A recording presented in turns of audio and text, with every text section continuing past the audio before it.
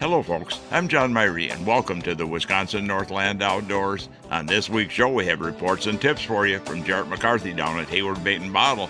And then we talk ice fishing for northern pike with Hayward Area Fishing Guide Erik Thue. And then lastly, we talk late fall trout and salmon up on Lake Superior with Hayward Area Fishing Guide Noah Glitto. Lots to cover on this week's show, all coming up right after these messages. Find your perfect Can-Am ATV or side-by-side at Hayward Power Sports. The all-new 2023 Can-Am Outlander ATVs were redesigned with the rider in mind for unmatched fun and value. Hit the woods or trails with models starting at $5,999. Plus, for a limited time, take advantage of a $500 rebate or 2.99% financing on select models. Looking for a side-by-side? The Can-Am Defender is the perfect utility side-by-side that's extra tough on the worksite, the ranch, or wherever you need to get the job done. Feel the adrenaline surge in the high-performance Can-Am Maverick, or get the best of work and play with the ultimate crossover, the Can-Am Commander. Claim the side-by-sides that fit your needs today and enjoy financing as low as 1.99% for 36 months on select models. Make every hunt a success, every trail ride an excitement-filled adventure, and make light work of your heavy-duty jobs. All with a brand-new Can-Am off-road vehicle from Hayward Power Sports, just 10 minutes east of Hayward on Highway 77. Offer subject to credit approval. See dealer for details. Riding along in my automobile. Bumping into things unexpectedly? Make your first choice for collision repair. Ernie's Auto Body, featuring the most advanced collision repair facility in northwest Wisconsin. With a state-of-the-art spray, bake down, draft paint booth for that better-than-new finish, laser technology for precision frame alignment, loaner cars available, computerized estimates, written guarantees, and documented unmatched customer service, the clear choice is Ernie's Auto Body, south of Hayward on Highway 63 and Nursery Road, where quality is no accident. Lynn's Custom Meats and Catering welcomes you to stop by for their great lunch menu. And while you're there, Lynn's also has a great selection of custom-cut meats and sausages, as well as many varieties of snack sticks, jerky, fresh cheese curds, and much more. Lynn's is open Mondays through Fridays from 9 to 5:30 and 9 to 4 on Saturdays. Lynn's Custom Meats and Catering in Hayward. Today, anglers fish longer. Today, anglers fish harder. Today, anglers rely more than ever on their electronics. It all comes down to catching more fish, and today, anglers rely on Amped Outdoors lithium batteries, period. Visit ampedoutdoors.com today to power your outdoor experience. We're recording this week down at Hayward Bait and Bottle with Jarrett McCarthy. And Jarrett, you know, we're just not making a lot more ice with this warm weather, but there's still guys getting out. Yeah, absolutely. You know, the ice that we had made prior to this little warm spell was really, really good ice. And, you know, on a lot of those lakes out there where you had 4 to 6 inches, you know, we added some water to the top of that, but it's really going to take a lot to wreck that ice. And, you know, we've got a couple of days of cold in here that'll, you know, kind of fix that up a little bit, but, you know, we should be sitting fairly well. It'll be a while on the big lakes, though, because, you know, as we're talking this, you probably could put a boat in some of them. Yeah, absolutely. Yeah, I mean, for the next couple of weeks, we'll probably be, you know, kind of walking only on a lot of these smaller lakes and bays or what have you. We're still a little ways away from thinking about getting the snowmobiles and wheelers and stuff out there, especially with that little bit of warm spell that we've had and that we have coming. Well, let's talk what they've been catching. I mean, walleyes is one of the things that guys go after, but you're limited as the lakes that got walleyes in them right now that you get to. Yeah, absolutely. You know, and with being limited, you know, there's going to be that many more people out there fishing for them. So these fish are going to get pressured really fast, really heavily. But they've been catching a little bit of everything out there. You know, I'm seeing reports where guys are getting on some nice walleyes, some nice crappies, some nice bluegills, northerns, you know, getting some largemouth on tip-ups out there as well. So there are definitely a lot of opportunities out there. Fishing has been solid despite the weather. You know, mostly when we're talking tip-up fishing, it's most of the guys are setting the tip-ups for pike and for walleyes, but you know, there's a lot of different type of tip-ups that you can actually set for panfish if you want to get away from that, you know, that where it's thin ice and you want to keep that noise down and move away from there. There's a whole lot of different presentations. Absolutely. You know, you've got your traditional tip-ups that you put in. You've got your jaw jackers, which are starting to become fairly effective. You know, you've got your regular tip-downs. Your tip-down innovation is probably chief among that, does really well. A lot of different ways to set a line for either game fish or panfish that'll prove effective out there. And we're talking panfish. I know that's one of your favorite things you like to go after, crappies and bluegills in the winter. Yeah, absolutely. I've got a really big soft spot for those black and white speckled things. I kind of got that way, too. It started out with a lot of musky stuff, but now I enjoy just catching a lot of crappies and bluegills. I like the musky fish, too, but the crappies, it can be a challenge sometimes. Yeah, they really can, early in the winter or what have you. Getting to them is part of your problem right now. There'll still be some fish that are sitting in on those first weed lines, but a lot of those fish are waiting for us out in the basins, and unfortunately with the lack of ice that we have to be able to get out there, they're going to be sitting there waiting for a while. But that's perfect, because that means those first couple of weeks that you get out there and you get onto those fish in those basins, those fish are going to be revved up. They won't have had any pressure on them for a while, and they'll be schooled up ready to bite. Well, having said that, too, the deep basin you're talking about, the lake, that all depends on the lake. I mean, there's lakes up here that are 15 feet deep that probably got enough ice out of there over the basin to get to right now, which would be the deepest part. But there's a lot of the lakes that don't have that are the deeper lakes. Yeah, absolutely. Last week I was out on a lake that had a couple deeper basins in it, and I think I got out to about 18, 20 feet of water or what have you, but those fish just weren't anywhere to be seen, so I'm guessing they were out just a little bit deeper. A lot of the ice that we've had out there has been that nice crystal clear black ice, so that sun, whenever we have it come out, is going to penetrate it pretty well. So a lot of those fish will probably spook out to that little bit deeper water. What do you recommend people go after the crappies and bluegills with as far as bait and tackle and gear? Starting off, the way I always like to run it, I like to start big. I'll start off with a bigger spoon or a rip and wrap, either a size 3 or 4 or a slab wrap even. I'm looking for those bigger fish in the school, those really, really aggressive fish to come out right away. And, when I'm fishing a school of them, obviously I'll have 2 or 3 rods set up, but you'll fish that bigger bait for probably 5-10 minutes and you'll select all those bigger fish from the school. Then you'll switch up rods and you'll downsize to either a smaller spoon. Clamp's got the wonderful new Tika Flash out there. It's got the spoon on the tail, or you can go down to a tungsten jig tipped with a waxy or a plastic and select for some of those little bit more timid fish that are down there. But it's all about changing up presentations, going from big to small and just seeing what those fish are in a mood for. Well, it's very interesting you're talking big to small, because panfish are like bluegills and stuff. They got a very small mouth. The crappies, on the other hand, got a very large mouth. And I think a lot of people sometimes go way too small on crappie. They don't realize a crappie will eat something as big as they will a lot of times. Absolutely. Years past, we've been out tip-up fishing, and you're out there fishing with 3 or 4 inch walleye suckers, and you'll catch crappies on those walleye suckers out there. They are not afraid to go out and take a big meal. And oftentimes when you're using a bigger bait, you're going to select for those bigger fish. So if you're out there trophy hunting, you're looking for your 15 and 16 inch crappies.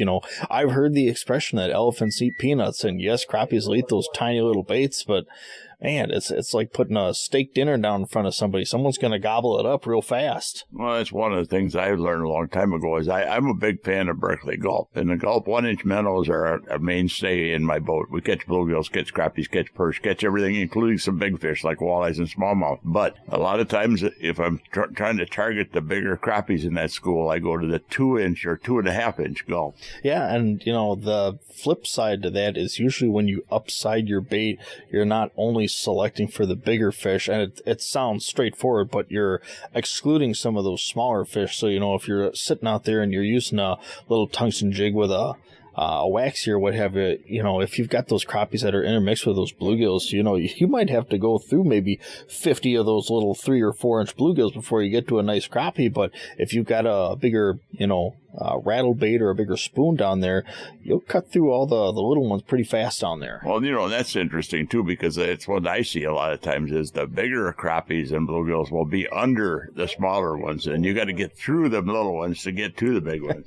Yep, absolutely. And let's talk about a few other things here. I know this is actually coming up to Christmas here as this airing. Guys are out there, if they haven't done all their Christmas shopping and want just a few little odds and ends for stocking stuff or some ice fishing stuff, makes great stuff for that. Absolutely. And this year for everybody coming up north, it kind of stinks that we don't have any snow up here for folks to go out snowmobiling on, but it looks like we're going to have some good ice in a lot of those back bays. So if you're looking for something to do, definitely jump out on the lake. We've got just about everything here for you, whether it's tip-ups, a new jig rod, if you're looking to punch through the ice that we've got, or sitting in a nice new shanty, we've got it here ready to roll. Ice fishing has grown tremendously, and it's gotten a lot fancier. Like the gear we've got, you can take it to the basic level and sit on a bucket with a little, no reel type rod, jig stick, but you can also take it to all the other extreme levels. Absolutely.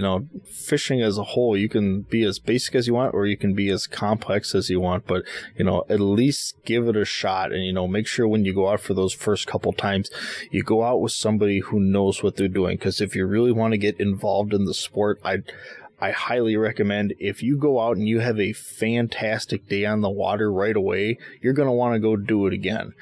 For those of you who have been out fishing once, twice, 3 times, and you just sit there all day and you haven't caught anything, I can see why you might shy away from it, because it might be a long, dull day. But if you get out there with somebody who knows what they're doing, like, if you need any information, obviously we're here at the shop and you guide yourself. So, a lot of people that know what they're doing, go out and have just a fun day and pull yourself into it, because there's a lot of great lakes in the area with some awesome fishing that I don't feel like a lot of people are taking advantage of, and it's really easy to get into it once you've had one of those days. Well, a lot of good stuff there, Jared. I want to thank you for coming on here, and I hope everybody out there has a Merry Christmas and a Happy New Year out there. Yeah, absolutely. Merry Christmas and Happy New Year to everybody out there, people and fish included. Thanks, Jared. Thanks, John. Well, folks, we need to take a break right now and hear from some of the fine sponsors that bring the show to you every week. When we come back, we'll be talking ice fishing for northern pike with Hayward Area Fishing Guide Erik Thue. So stay tuned. We'll be back right after these messages.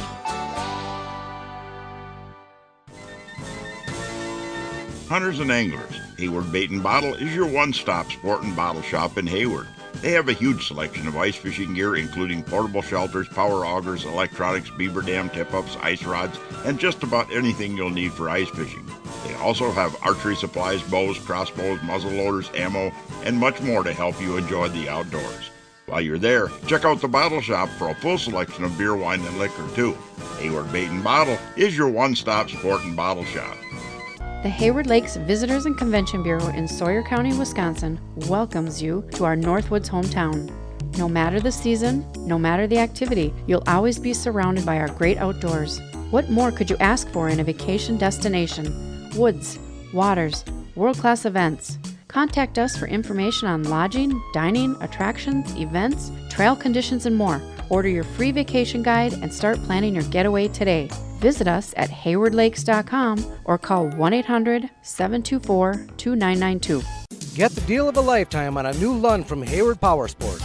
Truth is, our 2023s arrived late and we missed out on early season sales. So we have a huge inventory of them, but desperately need to make room for the 2024s. It's the perfect storm for incredible deals, from the entry-level Lund Adventure to the awesome Lund Impact XS and everything in between. They're all rigged with Mercury outboards and offered at blowout prices. Get your new Lund at Hayward Power Sports, just 10 minutes east of Hayward on Highway 77.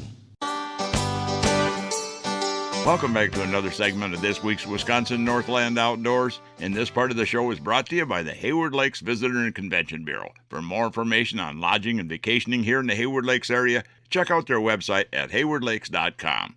Well, folks, when it comes to ice fishing, one of the popular species of fish to go after seems to be northern pike. A lot of fun to catch on tip-ups and pretty good eating, too. On this week's show, we're talking to Hayward Area Fishing Guide Erik Thue about fishing for northern pike through the ice. Erik, I know one of the things that you like to ice fish for in the wintertime is pike. Any good tips on setting up the rigging for pike? You do things a little different sometimes. Yeah, I mix it up a lot of different ways. The good old-fashioned tip-up is nothing wrong with that. A lot of what, on a tip-up, standard tip-up rig I would run would be somewhere between that 30, maybe if, I'm putting a bigger minnow down, I might run 50-pound on the tip-up Dacron or braided line that, you can get here at the bait shop. They got spools of them. I'll run that. Usually then from there, I'm going to run a quick strike rig. That quick strike rig is mandatory by law. Anything of our bait choice selection that is of 8 inches or larger. Now, if you're running something smaller, which I will, medium-sized shiner, a smaller northern sucker, or even a walleye sucker sometimes, keep it really low profile, that's an option, just a single treble hook. But these quick strike rigs that they make and offer, they're just such a higher hooking percentage bait, whether that fish tends to head hunt it or straight up T-bone the minnow. As soon as we start looking at that bigger bait option, not only mandatory, again, it's just way better hookup ratio. It's a little safer for the fish. Some of the other fun ways to fish for pike is, a use of a auto setting, device that might set the hook with a fishing rod, like the Automatic Fisherman. They make jaw jackers. Clam has got a new rig out that for setting the hook or utilizing it as just a tip up, but being able to fight a fish rod and reel, that is a blast. And there's some other ways that you can rig too, just simply with a bait caster reel that you'd use in the summertime for bass. I usually run 14 to maybe 17 to 20 pound mono, and you can adjust that drag, the magnetic brake on it. The bail is wide open, and all we need is some type of device to say, hey, a line is being taken by a fish, to be able to give us, our flag, and then we get to set the hook. It's a lot like sucker fishing in the fall, and you get to just cork a fish with that lake trout rod, and it is a riot fighting them, with a line peeling off the reel. A little different than your traditional tip-up, and there's advantages to your tip-up, of course, because you get those cold days, you get that cover on, and everything's in the water, and it just, it works. But there's a lot of fun ways to chase pike. And you were mentioning quick strike rigs and stuff, but one is that traditionally it's always been a wire setup for a leader, but, a lot of guys, including myself, sometimes are going more to fluorocarbon now. Oh, gosh, yeah. The wire leader, there's nothing wrong with that. It's a pretty foolproof, bulletproof option. The fun thing is sometimes we're on bodies of water that might lend themselves to maybe a few big walleyes strolling around up close to those weed beds and weed lines and transition lines that we're fishing for pike, especially in those witching hours. So you can get away with a fluorocarbon leader, and you don't, a lot of guys might think, oh, you got to go to 100 pounds or something. Right around 40, maybe even as high as 60 is a really good number. It's fairly tooth-proof.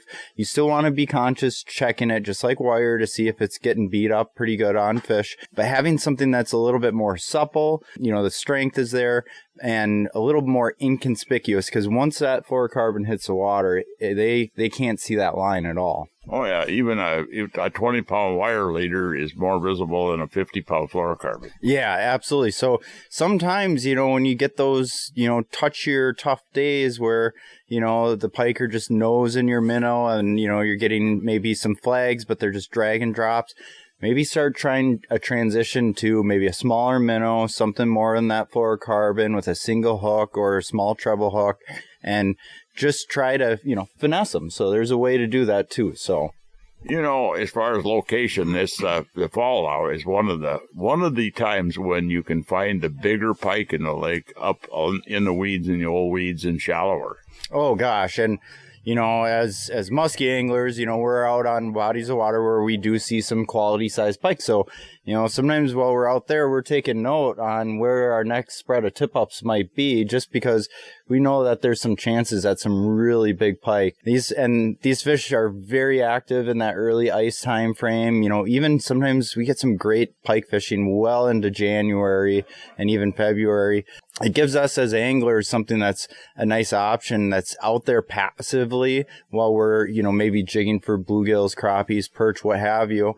And, we're able to chase some flags around.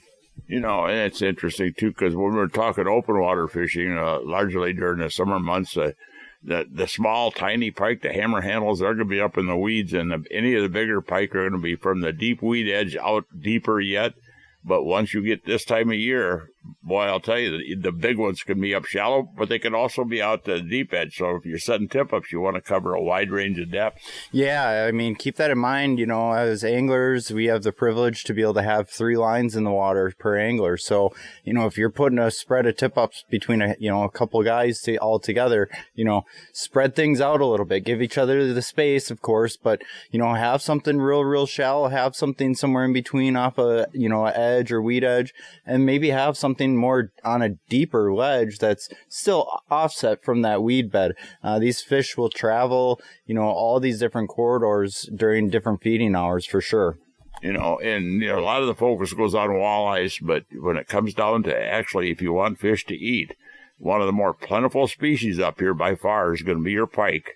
And pike is actually just as good as walleyes. Yeah,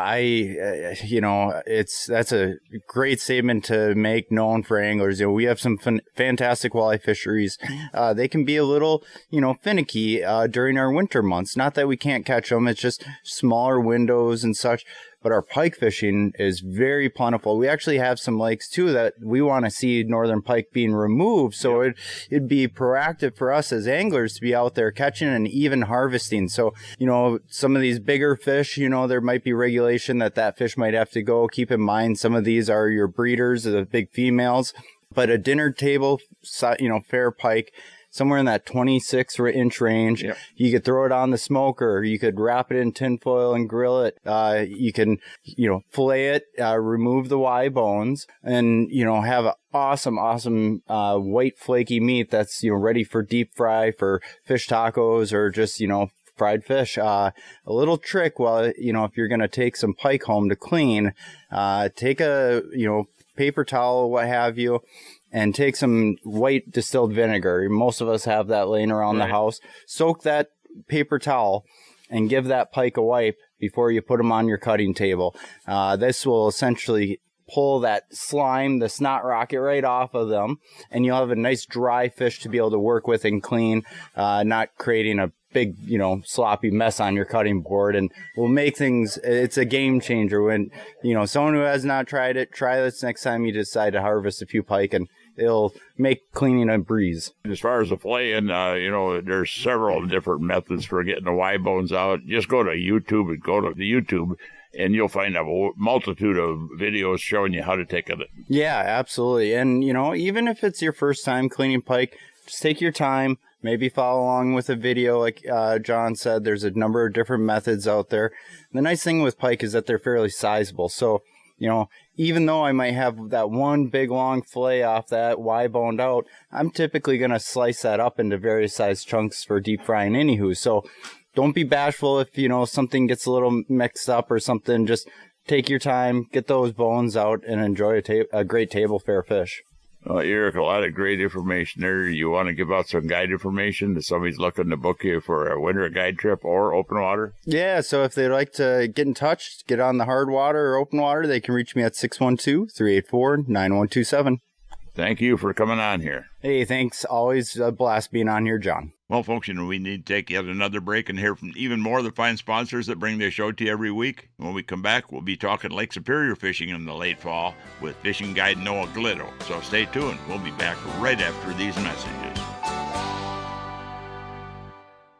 Hey folks, come on over to Hayward Ace Hardware and check out the area's largest selection of firearms, ammo, and accessories. We carry top brands like Browning and Sig Sauer, and we have a great selection of the newest and hard-to-find models. We've got a large selection of ammo with more coming in daily. If you need a scope, we carry great brands like Leupold, Hawk, and EOTech, and we'll even mount it and bore-sight it for you too.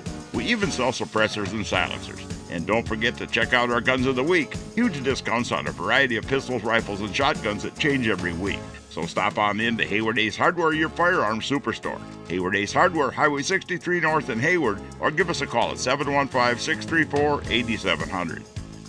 Hayward Animal Hospital is a full-service medical and surgical hospital featuring on-site laboratory, digital and dental x-ray, in-house pharmacy, and online store.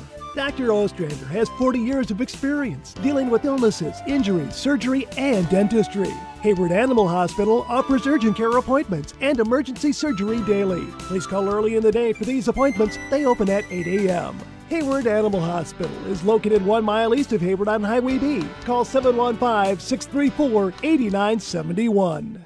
If you'd like to have your time fishing be more enjoyable and productive, hiring a fishing guide can be a good investment. Whether it's learning more about fish patterns throughout the year, learning how to use your depth finder to find the best spots and fish, learn how to use that GPS to get the most out of it, or learn better boat control. A day on the water with a guide can really help you to be a better angler, as well as make a day on the lake very enjoyable. To book a guide trip this year or get more information, you can find us on the internet at www.wiscnorthlandoutdoors.com, and then just click on Area Guides.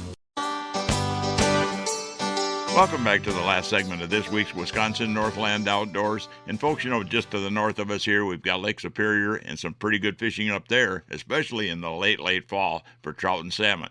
On this week's show, we're talking to Hayward area fishing guide Noah Glitto, who gets up there fishing in the fall once he's done with the open water guidance season. Noah, I know that you're done for the guiding for the year, except for ice fishing when we get going ice fishing. But once you get into the fall, you can do a lot of fishing up on Lake Superior. Yep, I like going out to Lake Superior. You can get out on Squamigan Bay for a while and get into some nice bass and walleyes. And you run into some brown trout in the bay there. But if you venture out further into the Apostle Islands, you gotta be safe and check the wind that day. But you can get into some great trout fishing up in the islands. Well, and you mentioned the safe factor is that's a big lake and it can get pretty nasty out there. So you really want to watch your wind direction before you head up there and know which way the wind is blowing or not blowing at all. Right. You want to make sure you're very cautious and you're checking the forecast before you make your trip up there. And if it's looking like it could be too rough for you and your craft, don't go out there because a lot of bad things have happened out there. A lot of guys know about the fishing up there, and that's a tremendous fishery up there. It's close to Hayward, close to anybody in northern Wisconsin. But, they think it's all trolling. But we're talking December here, in the end of November, you're actually casting baits for these fish. Yeah, I'm casting lures for these trout and salmon and doing pretty well on it. I've done the trolling before. It's very effective. But when you get calmer days, when you have less wind, and you don't have waves, stirring the fish up, it seems like the casting option is very effective, whereas the trolling, it kind of dies down when you don't have wind. And everybody thinks they're deep, and it's normal fishing up there is trout. You're fishing deeper water for them but right now, this time of year, when we get into that late part of the year just before freeze up, those fish are really shallow.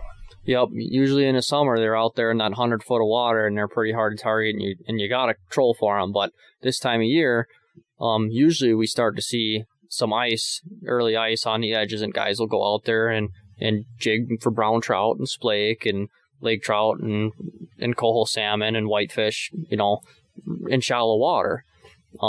But we don't have much ice, and there's open water up there, and I can go in my boat to all those same places that we usually ice fish for them and catch these fish casting. Yeah. What type of spots you're looking for? You're looking for a lot of rock out there. It's important to find rock. Those fish seem to tend to go to rock. If you could find rock points or big boulders, areas of the islands where you got a pinch point or a spine that sticks out, it seems like the fish pile in on that, and as you start to dial in, the spots that have fish, you can just jump spot to spot to spot and catch piles of fish doing that. But there's a lot of dead water out there, a lot of sand, a lot of patchy rock that you might not find fish in, that, you can spend a lot of time casting and not getting anything. But once you figure out, the best spots to go, you just go hit them in a row and you'll catch your fish. What type of presentation baits are you using for the catching them? We're using stuff like jerk baits and paddle tails and crankbaits and inline spinners, stuff like that. That is more of just a cast and wind retrieve. And it's important to change your cadence on these fish. A lot of times trout, when you're trolling, will follow your lure for up to a mile at times, whereas when you're casting, you don't have but maybe 70 feet of line to get that fish to bite, so you got to do something to get them to trigger a reaction. And people wonder what fishing guides do once the open water season is done for them. Is that you go fishing, right? I go fishing for good tasting fish, fun fighting fish, and beautiful fish. Beautiful scenery up there. I just want to make sure anybody that goes out there to do that knows what they're getting into when you go out to those islands. I mean, you got miles and miles and miles of water, and the wind can pick up and bring on a heavy wave and a big swell, and you got to make sure you're safe out there. Make sure you got proper life vests. Make sure you got your flares. Make sure you got, I like to wear my float suit. I have a Wind Rider float suit that I wear out there. If I fall in the lake, I want to make sure I float. It's, we're talking 40-degree water, and it's, 38 degrees outside. You don't want to fall in and sink. You want to get back in the boat and drive back to the landing if you fall in. You bet. Well, Noah, when we get to ice fishing season here and next year for open water, anybody wanting information on your guide service? You can contact me at 612-616-6287, or you can find me at the Grand Pines Resort Guide Team. Thanks a lot, Noah. Well, folks, we're about out of time for this week's show. I'd like to remind everyone out there that if you miss a show, go to our website at wnoradio.com. From there, you can link to our podcast site, and the show is also on Spotify and Google Podcasts every week. And also, if you're looking for information on vacationing and lodging here in the Hayward Lakes area, check out the Hayward Lakes Visitor and Convention Bureau website at haywardlakes.com. Thanks for listening, folks. We're out of time, and we'll be back again next week with another interesting show for you. Listen with me, I'm gonna take you there to our Wisconsin outdoors, our Wisconsin outdoors. This program has been produced and hosted entirely by Wisconsin Northland Outdoor Communications. Any and all views expressed are not necessarily those of the station.